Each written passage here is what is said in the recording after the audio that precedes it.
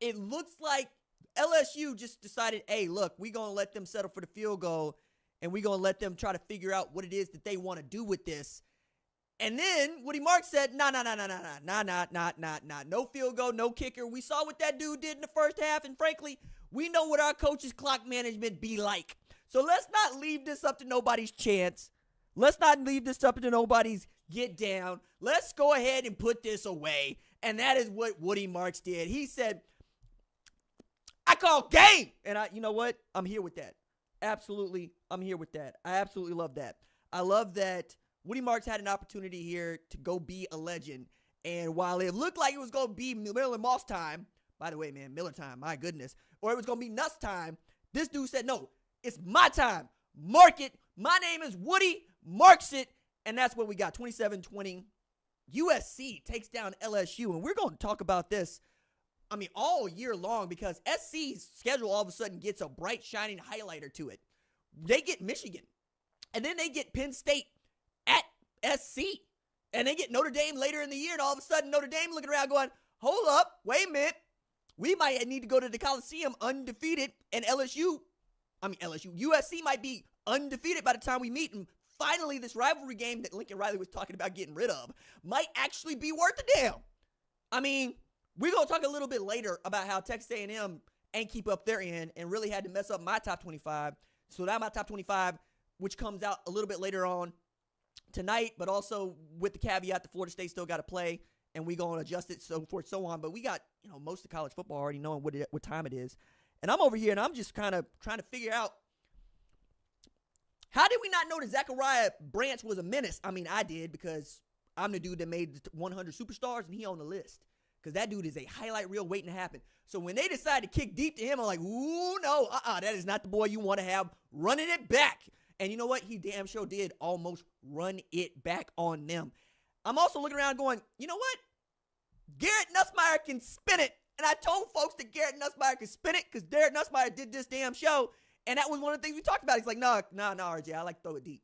I want to throw it deep. And you know what? He looked all sorts of good in this game. I felt for him in the way that it ended because, well, you give the ball back to SC, you give the ball back to Miller Moss. Miller Moss said it's Miller time, and they charged him down in the field goal range. You got what you got. But the quarterback play in this was really great. Let's start with Garrett Nussmeier going 29-38 for 304 with 2 TDs and a pick.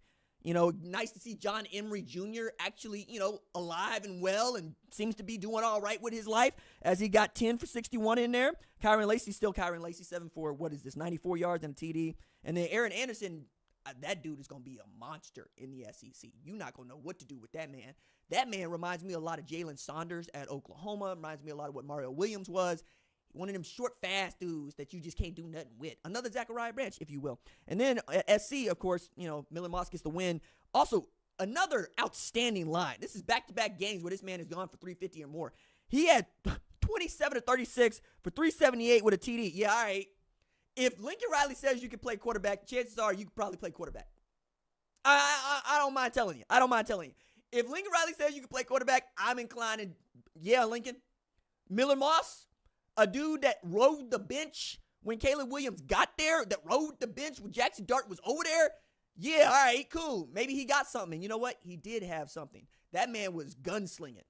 I didn't know that Miller Moss had it in him like that because I'm looking at dudes coming down on his face. Look, we looking around, and we going, wait, does he know that man is trying to take his head off? Yeah, he does. He's still going to complete this pass.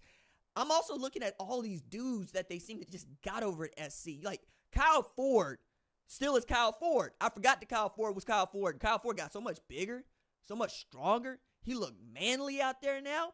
They still can't run the damn ball, except for Woody Marks at the end. I just want him to run the ball a little bit more because they kept putting the ball in Miller Moss's hands. 16 for 68. That one long run of 17 yards. But you know what? 2 TDs to get it done. I'm also looking around here at Kyron Hudson, who showed up big time, 5 catches, 83 yards. Lake McCree, who is a monster in EA Sports College Football 25 Ultimate Team. That dude had 5 for 56, but you know who else is a monster? Mason Taylor. He on my Ultimate Team. That dude actually showed out too, 7 for 62. Shout out to Joy's nephew. Y'all might know him as Jason Taylor's son. I know him as Joy's nephew. I'm also looking around going, how does Lincoln Riley still not know how to manage a clock? Surely somebody else has seen this, right? Surely somebody else us is going, wait, Lincoln, have we not learned nothing at all since the 2017 Rose Bowl? Have we not? You know what? It didn't matter because in the 2-minute drill, he knew exactly where he wanted to go. He knew exactly how he wanted to spin it. It doesn't matter that Lincoln Riley wants to manage the clock like it's broken. It only matters that they went and they got the W 27-20 at Allegiant Stadium at a time when I felt like that thing was Tiger Stadium. Like the way that they were getting mad about not being able to hear the snap. And at this time when you got helmet to headset technology, now you get to understand what it's like for the NFL teams. You probably need to be standing in your signals. You know how Lincoln Riley be doing with the signals, you know what I'm saying? Out there just throwing down the signs and whatnot, giving them out there. I think you might need to go back to that. We're going to figure out some stuff about this tablet. We're going to figure out some stuff about this headset to helmet technology. But you know what? We figured something out about the Big Ten versus the SEC. Not full stop. Remember, SC came into this ranked as the number 23 team in the Associated Press poll. And LSU came into this ranked as the number 13 team in the Associated Press poll. What do we get? We got a 7-point win by a Big Ten team. Not a Pac-12 team, Big Ten team. Not an independent team, Big Ten team. SC showed up, showed out. Congratulations to them because now we have to watch Lincoln Riley's football teams play in earnest. And again, September 21st, they get a Michigan team that's going to be, Michigan got Texas this week. A couple weeks from now, they got SC. Sharon Moore, I hope you got your big boy pants on because it's coming straight at you quick, fast, and in a hurry, my dude. Like, it's all up and down, my dude. I'm also looking around going, if you are an LSU fan and you've been sitting on 2003, 2004 national championship being split, and you were thinking that this was going to be the game where you get your get back, how do you feel about this? I mean, this might be the way that people feel whenever they see Matt Leinart. Because Matt Leinart, who was an outstanding dude and a totally agreeable dude, is also got wins against literally everybody. Like, he owns Notre Dame. He owns UCLA. He owns them all, dog. And I'm thinking about what kind of a run he was on when he was at SC, and this is part of it, remember? Because this man actually won a national championship while Nick Saban was head coach at LSU before LSU became the force that it is. So if you were thinking you were going to get the get back in the West Coast, and you had Will Campbell out here going, everybody knows we're not going out there to go to those Caesar's Palace. We're going out there to get into a fist fight. Well, you got in a fist fight, and you lost. You lost. 2 best tackles in the entire sport for Garrett Nussmeier. You lost. I'm also was really impressed with Danton Lynn and that defense and the bend don't break way they've been doing this thing, because it's one thing to say bend don't break, but what that usually means is that you give up a ton of yards and you do just enough for the offense to go out there and score. And as I'm looking at this, it was a Danton Lynn defense. They didn't give up more than 20, which is what he's going to do. They were able to get home to the quarterback at none at all, but they got the one pick, at the end to seal the deal. And then I'm looking at stats on this one, and I'm trying to figure out, just what did they do well outside of perhaps play coverage? Because on the one hand, you had them in a cover 4 shell, right, or a quarter shell, excuse me, and then you saw them playing cover 1, so they're going man-to-man going, okay, run the damn ball. We dare you. We dare you to run the damn ball. We dare you. We dare Miller Moss to take off and run because that ain't Caleb Williams back there, and we're not afraid of him. Well, it turns out maybe you should be afraid of him because he was standing back there just picking you apart like he was playing on PS5, dog, because that's what you're doing. You got two kinds of dudes that play EA Sports College Football 25. You got junk artists, the dudes that take Lamar Jackson, just roll him out and keep running. Same thing with Riley Leonard if you're playing with Notre Dame on the regular. But you also got the tacticians. You also got the dudes like myself who be running levels at you, who be running triangles against cover 2, who be looking for crossing patterns, who be running mesh. That's who Miller Moss is. That dude's absolutely a technician out there. Very, very impressed by what I saw from him. And frankly, what I saw from USC, because I didn't know what I would get in this game. I know that the goal for SC was to go score 40. If you scored 40, you were going to win. We know this because, man, in half the games that Lincoln Riley has coached as a head coach, he's scored 40 or more.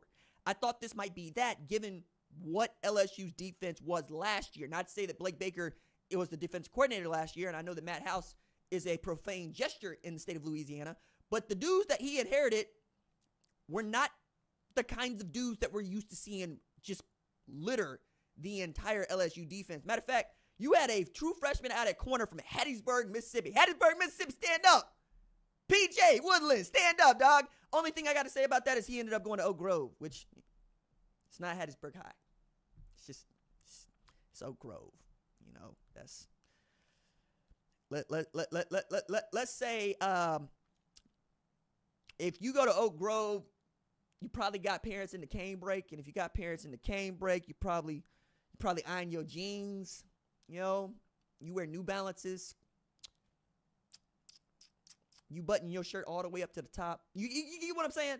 Like, Oak Grove was pretty far away from Hattiesburg High, which is gutter, which is getting it. I lived across the street from Hattiesburg High, and I played Little League at Dixie Youth Baseball League. Yeah, we still got that down there. My mama went to Hattiesburg High.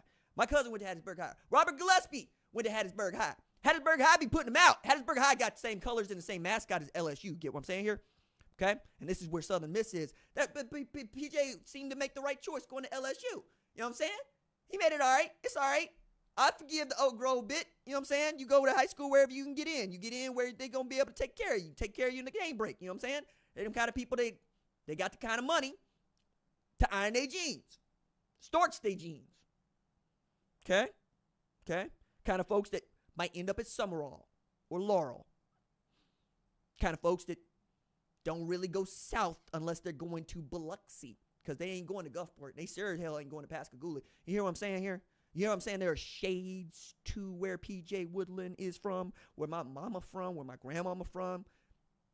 Say, I was pulling for him, got that pass interference, made that get back, ended up taking this L. Also, quiet as it's kept, dog, Brian Kelly out here going 0 for 3 in his first 3 years as the head coach LSU in openers.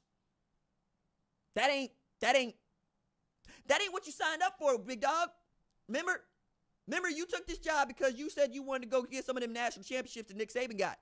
How you gonna get some of them national championships Nick Saban got? You can't beat the dude that was sunning Lincoln Riley. I'm asking. You know, serious questions need serious answers. BK. This is a job that Lincoln Riley didn't even want. He wanted a job at SC. This is an opportunity for you to show him what he missed out on.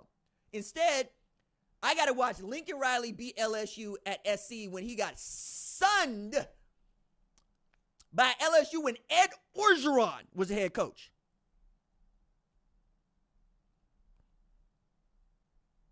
PK, I'm gonna need to go take a look at that post game, see what you got to say about this, because you grabbing your forehead ain't enough for me, dog. Asking these questions ain't enough for me, dog. Shout out to Savion Jones as well, who's a monster. My goodness, I was wildly impressed by that pass rush they had up front, and I wanted to see more Harold Perkins. I really wanted to see more Harold Perkins. I thought I was going to see more Harold Perkins. I didn't see a whole lot of Harold Perkins. I saw a whole lot of Witt, though. You know, I saw a whole lot of my man, your man, Witt, because Witt was out there absolutely making it happen. Witt Weeks out there running around like his name is Patrick Queen with that 40 on his chest, getting after everybody. Boy, coming out of Watkinsville, Georgia. Yo, hey, they bringing them in to LSU. All right, get on with that mustache, dog. Go ahead. Undersized linebackers getting after it. I love that. I do.